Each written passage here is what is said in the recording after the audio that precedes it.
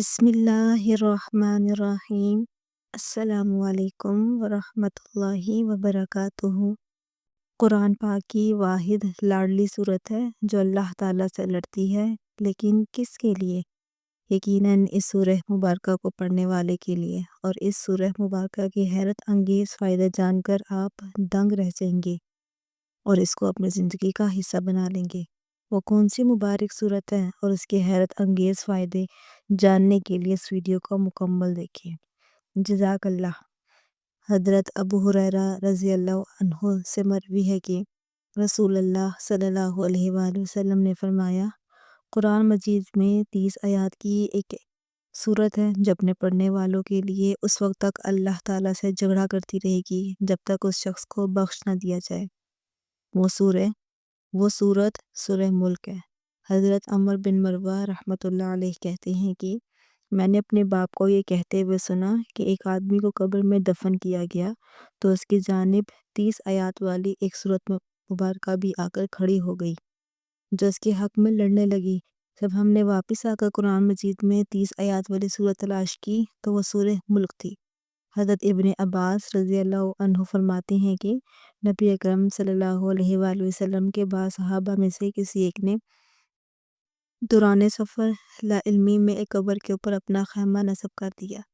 آپ کے صحابی کو یہ علم نہ ہو سکا کہ اس جگہ کسی کی قبر ہے۔ اچانک اس قبر میں سے کسی انسان کی سورہ ملک پڑھنے کی آواز آنے لگی، یہاں تک کہ سورت ختم ہو گئی۔ واپسی پر اس صحابی نے اس تمام واقعے کا ذکر نبی اکرم صلی اللہ علیہ وآلہ وسلم سے کرتے ہوئے عرض کیا کہ میں نے لا علمی کی بنا پر اپنا خیمہ ایک قبر پر نصب کر دیا اور اچانک مجھے کسی انسان کی سورہ ملک کی تلاوت کرنے کی آواز آنے لگی، یہاں تک کہ اس نے سورہ ملک پوری پڑھ ڈالی۔ تو نبی اکرم صلی اللہ علیہ وآلہ وسلم نے فرمایا، یہ سورت عذاب روکنے والی اور قبر کے عذاب سے نجات دلانے والی ہے۔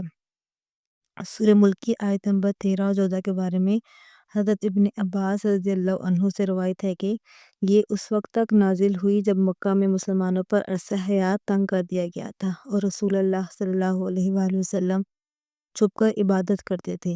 جب اپنے اصحاب کے ساتھ نماز پڑھتے تو اونچی آواز سے قرآن کی تلاوت فرماتے۔ جب مشرک سنتے تو قرآن اور نبی اکرم صلی اللہ علیہ وآلہ وسلم کو برا بھلا کہتے۔ اللہ تعالیٰ نے نبی اکرم صلی اللہ علیہ وآلہ وسلم کو حکم دیا کہ زیادہ اونچی آواز سے قرآن نہ پڑھیں کہ سن کر مشرک آپ کو اور قرآن مجید کو گالیاں دیں، اور نہ ہی نیچی آواز سے پڑھیں کہ آپ کے اپنے ساتھی بھی قرآن کی آواز نہ سن سکیں، بلکہ درمیانی آواز سے قرآن پڑھا کریں، کیونکہ اللہ تعالیٰ تمہاری ظاہری اور باطنی باتوں کو جاننے والا ہے۔ وہ تو سینوں کے بھید جاننے والا ہے۔ وہی نہ جانے جس نے تمہیں پیدا کیا، اور وہ باریک بین اور ہر چیز سے باخبر ہے۔ حضرت ابن عباس رضی اللہ عنہ نے ایک آدمی سے کہا، میں تجھے ایک ایسی حدیث نہ ہدیہ کروں جس سے تو خوش ہو جائے؟ اس آدمی نے کہا، کیوں نہیں، ضرور۔ حضرت عبداللہ بن عباس رضی اللہ عنہ نے فرمایا، سورہ ملک خود بھی پڑھیں اور اپنے اہل و عیال اور گھر کے تمام بچوں حتیٰ کہ اپنے پڑوسیوں کو بھی پڑھنا سکھاؤ، اس لیے کہ وہ قیامت کے روز عذاب سے نجات دلانے اور جھگڑا کرنے والی ہے۔ قیامت کے روز پڑھنے والوں کی بخشش کے لیے اپنے رب سے جھگڑا کرے گی اور اس کے لیے جہنم کی آگ سے نجات طلب کرے گی، نیز سورہ ملک پڑھنے والوں کو عذاب قبر سے بھی بچائے گی۔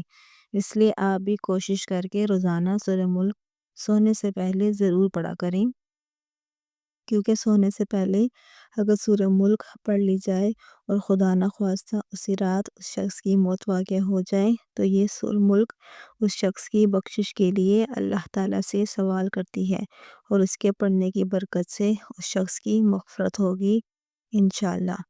دوستو، اگر آج کی یہ معلوماتی ویڈیو آپ کو پسند آ جائے تو براہ کرم اس ویڈیو کو لائک اور شیئر کر دیجیے اور میرے اسلامی اصلاحی چینل کو سبسکرائب کر دیجیے۔